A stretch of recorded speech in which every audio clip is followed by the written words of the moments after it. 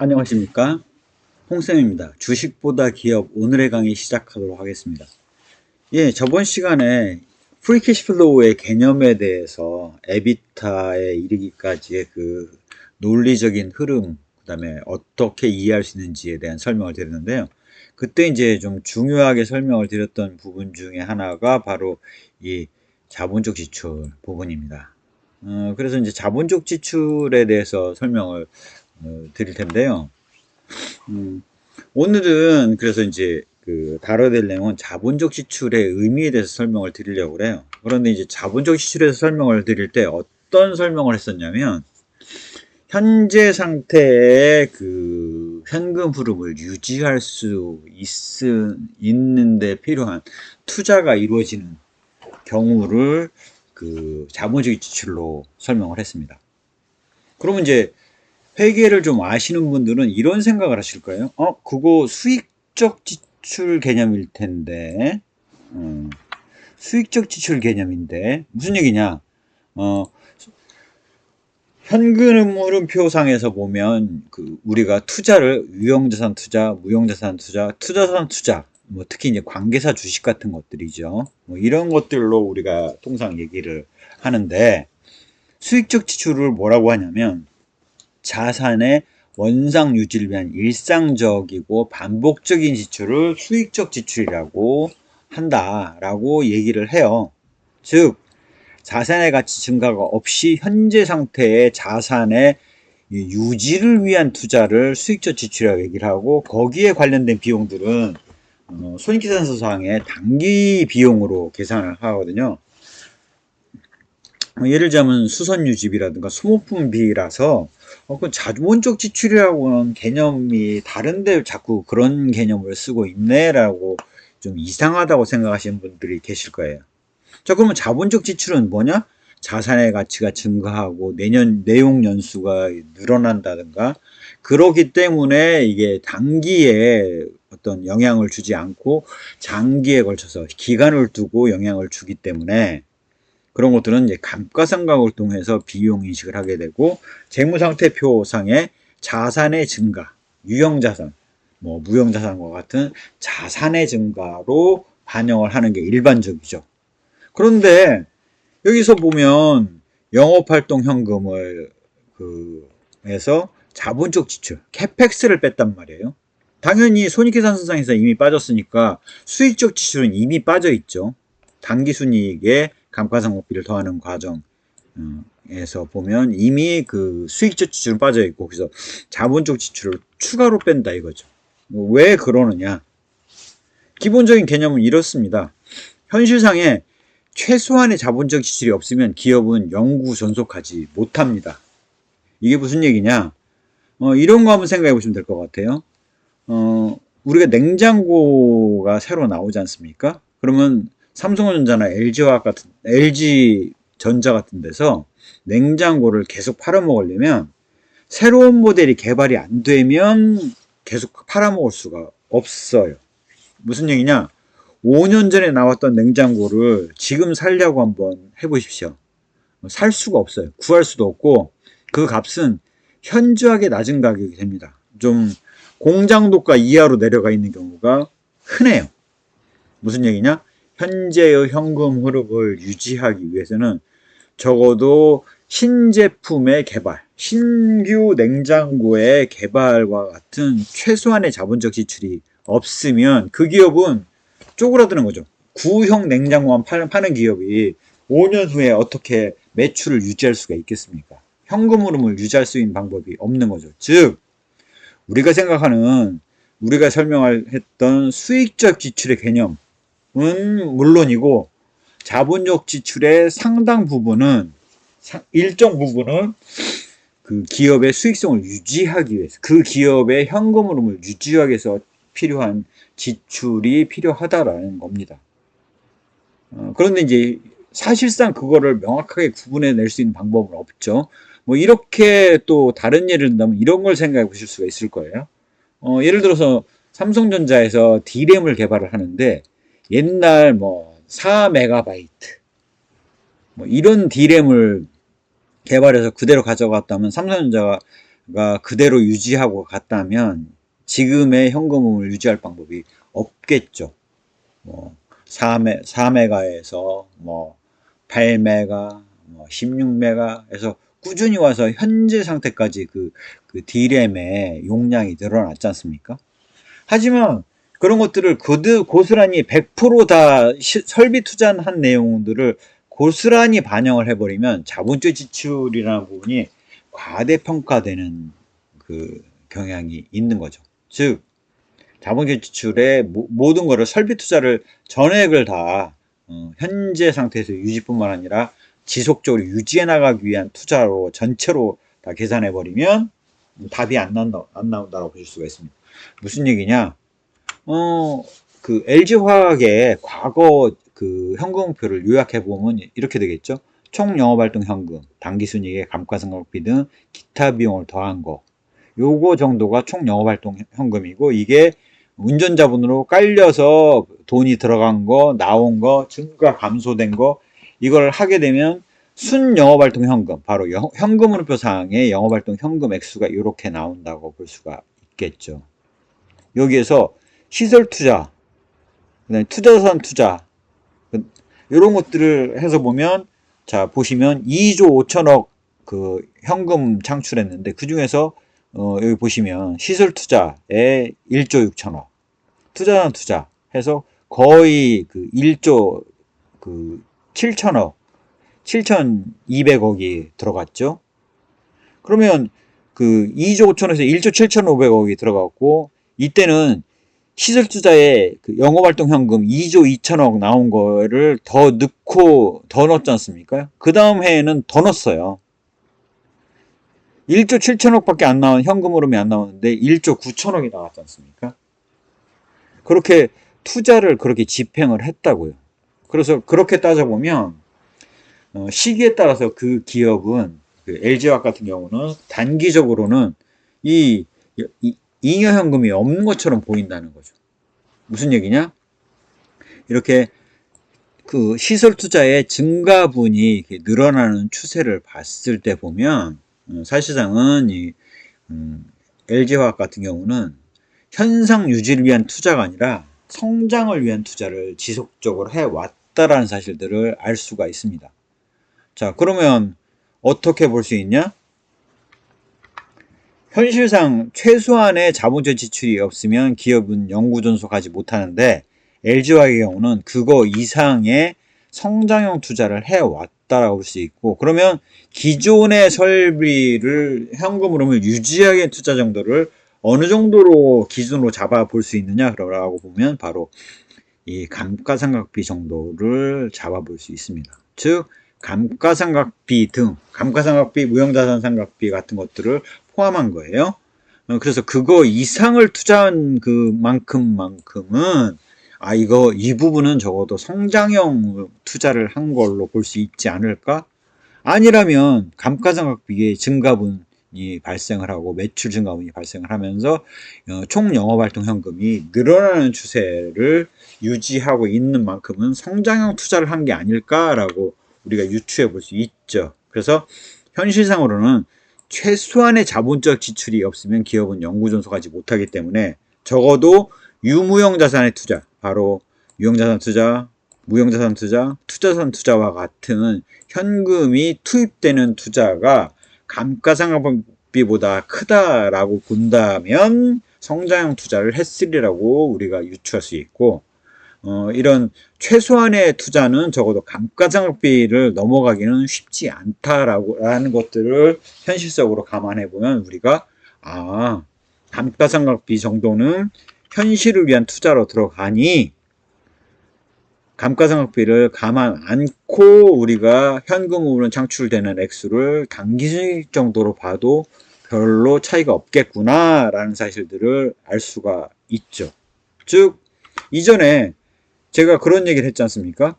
감가상각비 정도가 현상 유지를 위한 자본적 지출 규모의 최대값이라고 봤을 때 우리가 어떻게 볼 수 있느냐? 영업활동 현금에서 자본적 지출을 뺀 거는 에비타에서 캐펙스를 뺀 거고, 바로 그 얘기는 바로 EBIT에 해당된다. 영업이익 정도에 해당되는 거를 우리가 그 지속적으로 창출한 것이다 라고 볼 수 있다는 얘기를 했지 않습니까? 그래서 퍼나 이런 걸 계산할 때 이 EBIT을 기준으로 한다라는 것들을 말씀을 드렸습니다. 결국 성장형 투자를 하고 있느냐 아니면 이 회사는 성장형 투자를 하기 어려울 만큼 어려운 상태냐, 즉 성장형 투자를 하지 못한다 하면 유형자산 투자가 감가상각비 정도이거나 그거보다 못할 경우 그 기업은 향후 감가상각 기간 안에 그 기업은 끝나기가 쉽죠. 즉 5개년 정도면 그 모델이 구형이 되지 않습니까? 그게 어느 제품이든 구형이 되고 지속적으로 투자를 통해서 개선하지 않으면 안 돼요. 그렇기 때문에 5개년 정도 후에는 문을 닫는 기업이다라고 우리가 볼 수 있다라는 거죠. 그래서 회계학에서 얘기하는 자본적 지출과 수익적 지출의 이거를 구분해 보면 목적은 장기적인 자산 획득 및 개선이 목적이고, 이게 자본적 지출이죠. 현재 운영 비용을 충당하고 현재의 설비를 운영하기 위해 필요한 지출이 수익적 지출이 되겠고요. 그래서 회계 처리는 자본적 지출의 경우는 자산으로 분류한 후 내용연수 증가된 만큼 감가상각을 하는데, 수익적 지출의 경우는 단기 비용으로 그냥 반영을 다 해버리죠. 여러 회계년도에 걸쳐 동안 효과를 발휘할 걸로 보고 그걸 감가상각을 하게 되고요. 현재 회계연도에 소진되는 것들은 그냥 단기 비용으로 끝내버린다. 이게 바로 수익적 지출의 겁니다. 예시를 들어본다면 기계를 구입했다, 건물을 건설했다, 이런 것들은 자본적 지출에 해당되고요.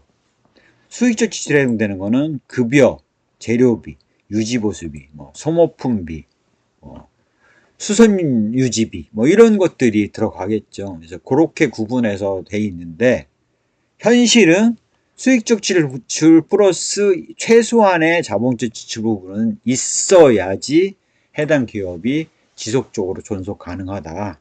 그러면 그렇게 이해를 하시면 될 것 같아요. 다만 이거 설비 투자 전체를 자본적 지출로 봐버리면 어떤 문제가 발생하느냐? 성장형 투자를 하고 있어가지고 앞으로 계속 크기 위해서 투자를 지속하는 기업의 경우를 마치 현재의 현금 의무를 유지하는 정도로 과소평가하는 오류를 범할 수 있다라는 것들을 알 수가 있습니다. 그러면 현실에서의 이 경우에는 어떻게 우리가 바라볼 수 있느냐? 바로 5개년 평균의 영업활동 현금, 바로 한 2조 원 정도가 되겠죠. 2조 원 정도가 되고 있고, 경기 사이클에 따라서 이렇게 좀 들어가는 때가 있고, 더 나오는 때도 있고, 하지만 서서히 줄어가는 모습이기 때문에 이 2조 원 이때 투자를 해서 늘린 부분만큼이 반영이 되겠죠. 바로 설비 투자를 했던 것들이 모여서 이 현금 흐름의 증가에 영향을 주는 거라고 볼 수가 있습니다. 그 다음에 설비 투자가 일단락 되고 나면 그 다음에는 또다시 감가상각이 되면서 노후화되죠. 그러면 현금 흐름이 또 이렇게 서서히 줄어요. 그러면 또 증가를 해야 돼요. 그래서 보면 2조 원 정도의 영업활동 현금을 투자를 뽑아내고 있고, 이 캐펙스의 경우는 평균적으로 한 2조 원은 안 되고 한 1조 한 8천억 정도가 되겠죠. 평균 1조 한 7천억. 그러면 이 회사는 장기에 걸쳐서 평균적으로 잉여현금이 매년 한 평균 3천억 정도가 발생하는 그런 회사라는 사실들을 우리가 알 수 있습니다.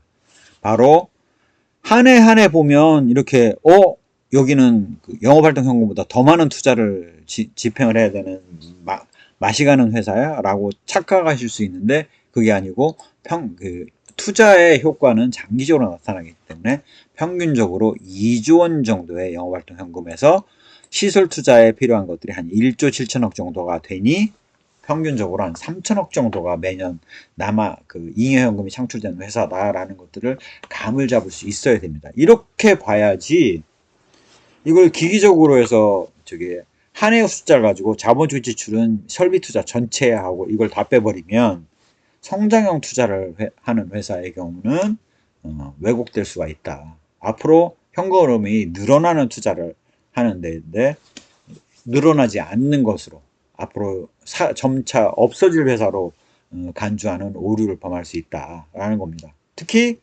성장형 투자를 인지 아닌지를 감안하는 지표는 바로 유무형 자산 투자가 감가상각비보다 크냐 작으냐를 가지고 판단할 수가 있겠다.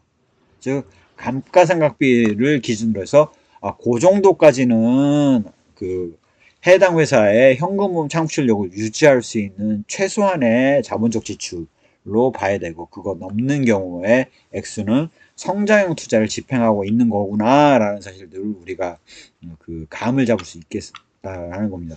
정확한 숫자를 알 수 있는 방법은 없어요. 회사도 그건 구분하지 못합니다.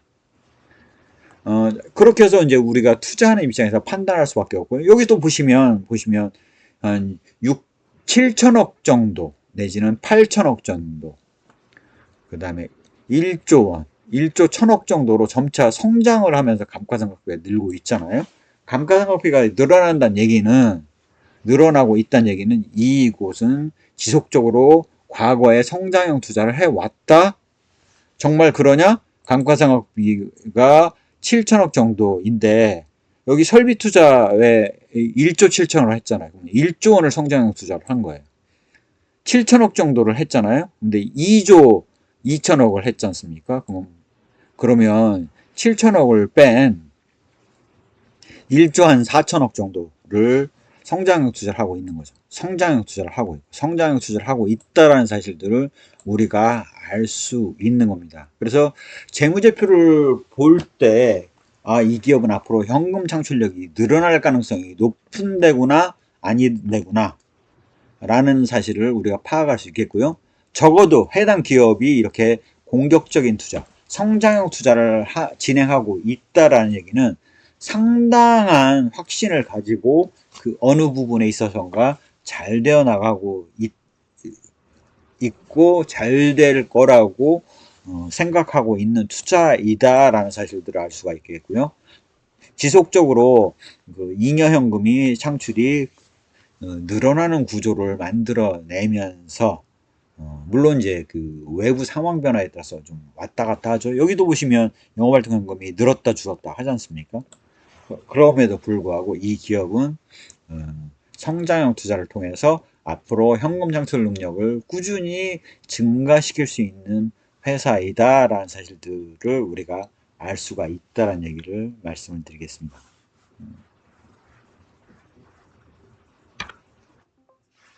현실적으로 재무제표를 기계적으로 해석하거나 한 해만 볼 때는 마치 그 기업이 그 왔다 갔다 하는 숫자들의 그 흐름 때문에 왜곡될 우려가 있고 그걸 오해하실 수가 있습니다. 그래서 과거 5개년 평균의 잉여현금 창출 액수를 계산해 보시면 이 회사가 현재 투자하고 있는 내역들을 봤을 때 앞으로 어떻게 되겠구나 라는 사실들을 우리가 감을 잡을 수가 있고요. 이 회사의 현금 흐름 구조로 봤을 때 앞으로도 꾸준히 그 성장을 하고 현금 창출 능력, 바로 그 잉여현금, 가처분 현금이라고 제가 강조해서 말씀을 드렸죠. 가처분 현금이 늘어나는 회사인지를 알 수 있다라는 얘기를 말씀을 드리겠습니다. 예. 다음번에는 이러한 그 현금 흐름에 대한 이해를 기반으로 해서 우리가 우량하게 생각하고 투자를 해야 될 기업이 어떤 기업인지를 어떻게 파악할 것인지 뭐 그런 것들의 흐름에 대해서 좀 설명을 드리도록 하겠습니다. 예. 오늘 강의가 도움이 되셨다면 구독, 좋아요, 알림 설정 부탁드리겠습니다. 감사합니다.